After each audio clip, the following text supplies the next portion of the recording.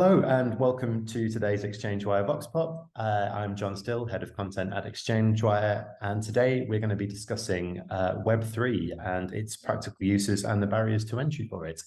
I'm joined for this conversation by Evelina Lye. Evelina, thank you so much for joining me. Thank you so much for inviting me, John. Very pleased to be here this afternoon. No, delighted to have your insights on this. So we're going to get into the nuts and bolts of Web3 today and its practical applications, how to get involved, and particularly your work as part of Untamed and what you're doing to encourage more people to be involved in Web3. I'll kick off by referencing our CEO, Rachel Smith, who, as one of her predictions for the coming year, said that we would see the end of Metaverse Nonsense. By this, she did not mean, the end of the metaverse, but more that we'll see practical applications for it and a more functional approach. How do you see that playing out for this year, and how can brands and advertisers really get involved? Stating the very obvious here, it's a hard economic time, especially in the tech sector, and I think that can't be ignored in relation to this question. So you're seeing rising inflation, continuing of tech layoffs, some financial institutions in the last week, traditional financial institutions collapsing, a crypto winter, etc. All of this is connected, and it's having a knock-on effect, and it's a domino effect essentially. Interestingly, I don't know if you're familiar with a report by Gartner called the Gartner Hype Cycle. Yeah. And it's a methodology that is used to trend emerging tech. And as it turns out, there are patterns historically with emerging tech. And if you use the cycle as a predictor, you'll see that we could deem ourselves to be, or Web3 as an industry could see itself in the stage 3, which is the trough of disillusionment, where everything's kind of going wrong, slightly struggling to find product market fit. We've moved from like 1 and 2, where the technology was launched, everyone's so excited about it, media goes crazy, etc. And when we've moved into, there's less funding, people are less confident. So using that cycle as a predictor, we can then also see, okay, what stage 4 and 5 if we do move out of this phase, and we can see that again with the pattern in the trend. Then in stage 4, we'll see better product market fit, better use cases, more utility, which I think is what Rachel, your CEO, is referring to, and 5, mainstream adoption. And I think here there's this general notion or general belief that getting into the metaverse hinges on virtual reality, right? And actually, from what I'm seeing a lot of brands enter the metaverse through AR, augmented reality, or mixed reality, right? For a number of reasons. One is AR enhances, through digital technology, enhances your real life environment. And there's some really fun and practical use cases that brands are using with AR to showcase this. The other great thing about AR is that it's available on most devices, unlike VR, where you need to wear your headset. So and so therefore there's just far greater penetration. So I think some brands that I know that are playing in this field, I think IKEA's got a great AR app where you can look at possible furniture that you'd like to buy in your bedroom. L'Oreal and Sephora AR filters to test out different fun makeup styles, and they've run competitions with makeup artists to create the best makeup look. Nike, who are always innovating, and Warby Parker as well, the glasses company, you can now try on products using AR. So hey, how do these pair of glasses look like on me without buying it? So again, as this becomes more prevalent, this idea of virtual try-ons before you go and buy, virtual store, is going to become more useful to the consumer. It's going to engage them more and allow brands to stay relevant. And another thing that I'd like to add to, you know, the Sephora story or the L'Oreal story, where you're allowed to like customize your makeup through your AR filter. The whole notion about Web3 is this idea of co-creating, right? This, you know, the open source code and platform that allows people to team up and create together. That's very much a value of Web3.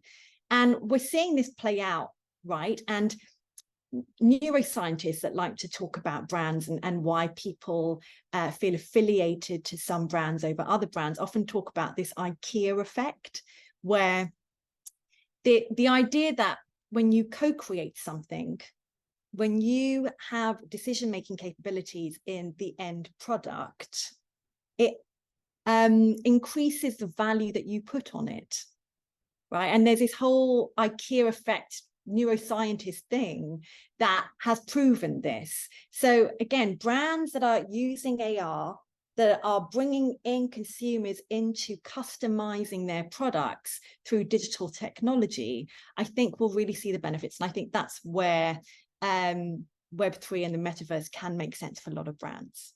Yeah. So a term that I've heard a few times recently is this notion of Web 2.5, which I quite like, which is that it's encompassing that AR, like you say, that functional thing that it's on people's phones already. It's not like a huge diving off point into the unknown. It's simply, you know, trying on a pair of glasses using your phone, using augmented reality and bridging those worlds. And then also what you touched upon there is fascinating in terms of the IKEA effect and the ownership. I think this is a big part of Web3. We're hearing in terms of brand building and loyalty that Web3 is really the next level of that. And so, yeah, so you see that as, you know, that's how brands can really start to engage people on this level. I think for me, it was never about, I don't think anyone said, hey, you've got to give up all of Web 2 and everything that you know and are comfortable with using and go straight and dive off the cliff. Yeah, so I like to use the term Web 2.5. Whoever came up with that, I like it. And the ability for brands to, you know, in order to get the consumer, you need them to be using a technology platform. Most people aren't using VR right now. So actually they're using mobile, and therefore if you're able to create an experience with some of these apps, dApps, I think that's where the entry point is. There's a lot of talk about the entry point for brands being NFTs, and I actually don't see that as the case, because as I kind of see different use cases in the past 12 months, I'm actually seeing more useful use cases that probably aren't only just a better return on investment for brands, but actually more useful to the consumer, more valuable, is through augmented reality. The other point that I didn't mention in the last question is, obviously there's a lot of talk about virtual experiences, and I don't want to add to that conversation already, but a lot of the naysayers of the metaverse, or the merverse, or whatever it might be called right now, most of them are likely to be over the age of 25. And, you know, if you talk to really anyone under the age of 25, or actually better, under the age of 20, you know, they are spending much more time in these virtual worlds, right? That trend can't be disputed. And they are seeing, you know, young adults, young people are seeing a ton of value. They are getting connections. In fact, again, another really great case study is the Australian Open back in January. They had one of their tournaments. They hosted one of their tournaments in Jan in Roblox. And I think they saw like triple the number of attendees in Roblox watching the Australian Open for the very first time. Again, like opening it up to a whole new demographic that would never have been able to participate in the game. So just because we aren't using it, because we might be over 25 or dare say 30, doesn't mean it's not happening. And that's what I'd like to, yeah, like add to that point as well. I think in terms of barriers of entry, there's a lot to discuss there, because you're discussing, like you say, the Aussie Open had opened it up to, was it Australia or no, US? Sorry. The Australian Open. The Aussie Open had, opened it up in Roblox, and that Yeah. attracted a new audience. And it's bringing it to that new demographic that's interesting. I'm just wondering how you feel about the established barriers we are seeing that people have concerns about before jumping into the metaverse or into Web3. I think there's been, there's some off-putting language sometimes around it, whether it's a huge investment. How do you see those barriers to entry and how we can really encourage more people into it? Well, if you talk specifically around AR, actually those barriers to entry are lower. Yeah. Now, I'm seeing platforms now that are offering an entire end-to-end solution for AR filters that you can build without having, let's say, a 3D modeling skill set in-house. And apparently you can do this all in like 20 minutes. So there is, I think, again, like time, we're going to see more and more platforms come out that make the ease of this better. Obviously, I think to do it to a certain level, it still requires that skill set, and likely you'll need to go to an agency that knows what they're doing about that. But I think the barriers to entry are lower. I think more importantly, though, beyond the barriers to entry being low, because the last thing we want is digital clutter, right? Just because the barrier to entries are low. I think what we want are, I think, again, back to the point about the utilities, we want Web3 to be useful. And, there was this whole hype around NFTs, etc. That's definitely died down now. But utility NFTs, I don't think NFTs are going away right now. But I think utility NFTs, there was this whole notion of NFTs being kind of like the end. The consumer is going to need to do X, Y, and Z, and they're going to get an NFT. But actually, I think the NFT should be the beginning of the journey with that customer, right? And it's the whole relationship building. So how can brands, obviously it needs to be a low barrier to entry, otherwise they're not going to invest, they're not going to spend their time there, etc. But also really understanding what is the purpose, because the last thing we need is digital clutter. Yeah, and it's that that notion of how to really use the NFT and how to bring people involved using it that's been fascinating recently. I know Starbucks have had some really interesting success with their own NFT, their membership program that they've used for it. But like you say, like those barriers to entry being low, it's I really don't want to use the phrase Wild West, because I think I used that on a podcast recently as well about how to get involved in Web3 and what's happening with Web3 tech. But I think the quality of use and the functionality for consumers is going to be very important going forward. I think consumers are becoming much more discerning, right? They can smell if something's off, like you're just trying to get my money. So I think, again, it's all about authenticity. It's, again, all the values of a brand, that doesn't go out the window. It just needs to be applied with the lens of this new emerging technology and how you can get involved. So yes, I think, and I personally think it's actually quite a good thing that this is all kind of, the noise and the distraction is dying down, because developers can actually focus on building the tech and actually making it useful, which I believe it can be. Definitely. I would like to talk a little bit about your work with Untamed and what's going on and what you're seeing in the industry. I know there is a lot of macho language, I would say, around some of the Web3 tech. You've mentioned, the initial NFT push, it was all very much get in now or lose out, all very kind of restrictive language almost, I think.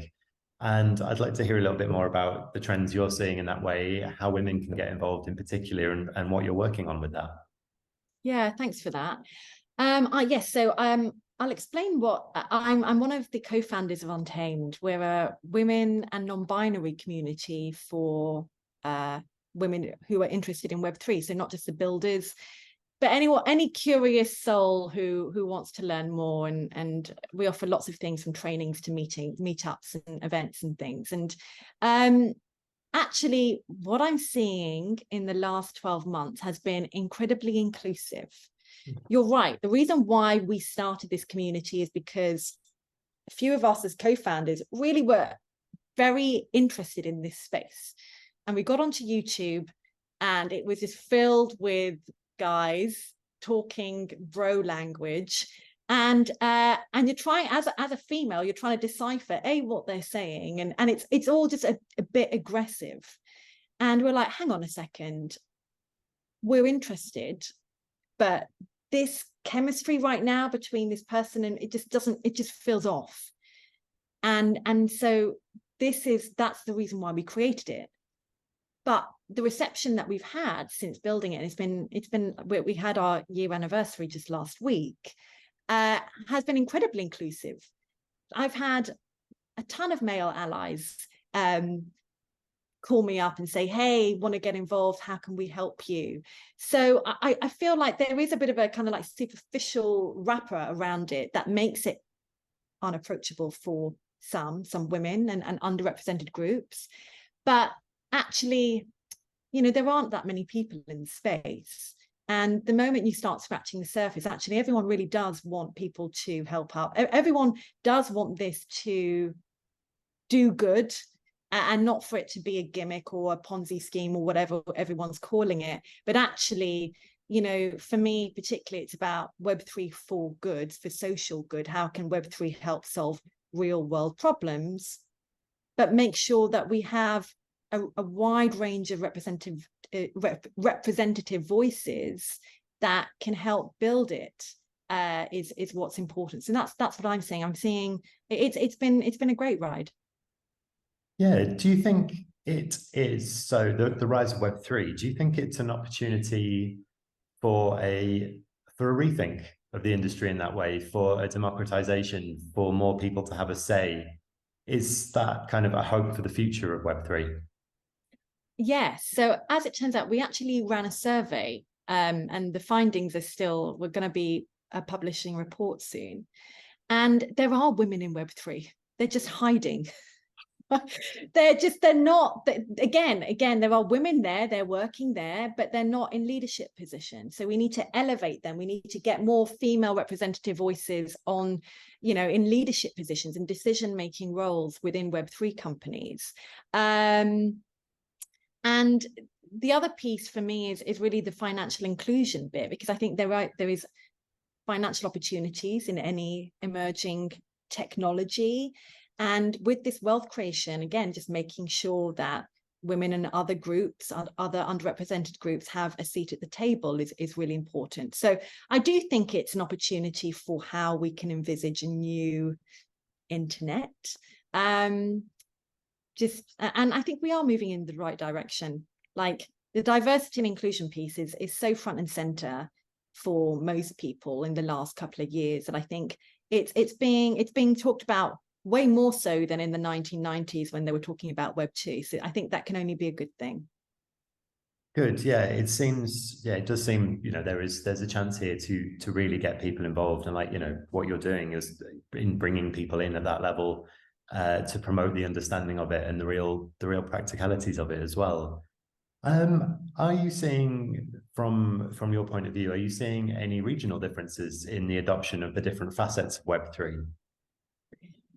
So, I mean, I think overall sentiment is kind of waning, or enthusiasm in the space is waning, like around the world. However, my prediction is that there is just a little bit more appetite in the East. And I did dive into a report, and it's by a law firm called Goling WLG. I might have got that pronunciation wrong, but they surveyed people in the UK and people in China about their attitudes towards metaverse related activities.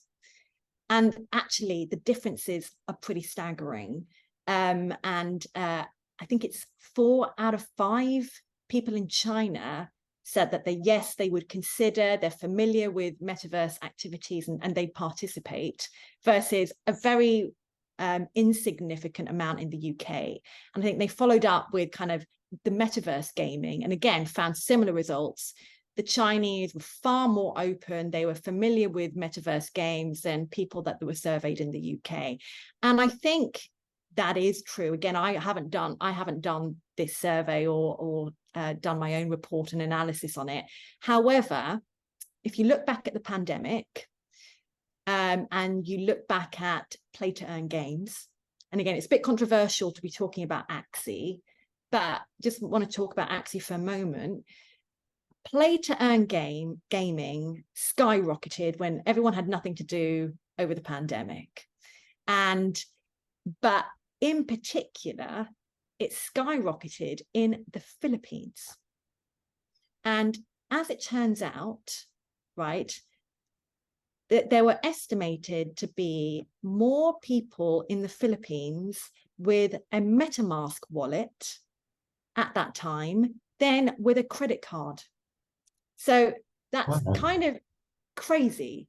If you think about it, an entire new socioeconomic group, previously unbanked, have leapfrogged over traditional financial model and getting a credit card and gone straight into a Web3 sophisticated financial model, right? It kind of blows your mind, but that's exactly what happened. And it's controversial because actually, as it turns out, a lot of people lost money in it. So, but I think it illustrates the point that there is a general appetite for Web3 and an eagerness. And I think it might come from the fact that there are developing countries that see the Web3 opportunity as a gateway to earn a living.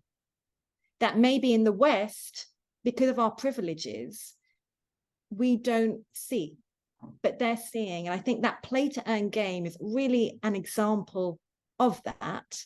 And it's very similar to how, you know, developing nations skipped desktop and went straight into mobile, right? So it's kind of a similar pattern that occurred here. So my assumption is that if I were to put a vote on it, I'd say Asia is generally a little bit more eager and hungry and enthusiastic about the metaverse. The other interesting thing is that it's not called the metaverse everywhere.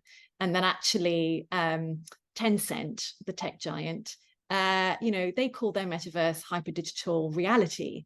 So, you know, there's a whole group of people, you know, population rather, you know, not necessarily referring it to as the metaverse, but actually referring it to as hyperdigital reality, which I find quite interesting too. So semantics there, but, you know, just an example of how globally it's not all the same. I mean, that is fascinating. And it's, you know, it goes to show that it's, first of all, it's still not one homogenous idea. That the metaverse can be many different things to a lot of people. For some people, it is, you know, it already exists and is gaming and Roblox and Fortnite and areas like that. And for others, it's their experiences, like Nike, Gucci have provided. But then also that there's that semantic level as well, that in some countries it isn't the metaverse, but it is because it exists in the same way we understand it. That's fascinating. What was the hyperdigital? Hyperdigital reality. Yeah. Superb. Well, that's fascinating. Evelina, what would you say would be your one hope for Web3? I think I already touched on it, but I really hope Web3's, we build it for good, for social good, like to actually solve real world challenges, right? And you know what? Buzzword of 2023, AI. Web3 and AI coming together, work. And I think there's already talk of like how that might be pretty transformative. And I think I read an example of like this in healthcare, for example, where, you know, imagine AI, I believe, is already being used or tested in healthcare, where apparently, you know, AI machines can be a better predictor of certain diseases than doctors can. So if you imagine this in Web3, so let's say I'm a patient and I'm in a Web3 world and I have complete control over my healthcare data, right? And then I can put a layer on top of that and add an AI, and it can analyze my health data and tell me different treatment options that are available to me. I mean, that's pretty transformative. So for me, it's all about like solving those big things. Again, you know, blockchain, I feel, should be used to look at like real supply chain management, complex issues, and how that efficiency, how that transparency could maybe help solve challenges that are, you know, beyond what any one person can think, again, coupled with AI. So that for me is what I hope for the future. I hope that we use it for good. I think that's a really lovely note to finish on. I have the same hope, and Evelina, I hope to talk to you again throughout the year. It's been really lovely to chat to you. Thank you very much for joining me today. Thanks so much, John, for the invitation. Oh, you're very welcome. Hopefully see you soon.